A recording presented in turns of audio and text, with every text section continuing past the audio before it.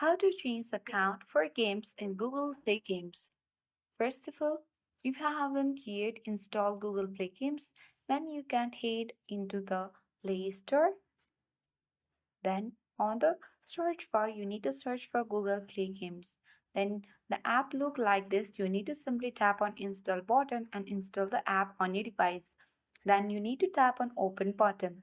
Once you open, in order to change account for games in Google Play Games, you have to select or tap on three dots at the top right corner. Now on this drop down menu box, select settings. As you are on the settings page, you have to scroll down and under your data, you need to once you're on the settings page, you will find the option of change account for games. Select it. Then you can tap on change button.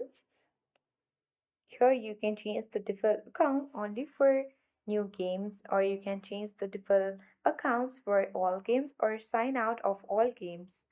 So you can select an option for the new default account.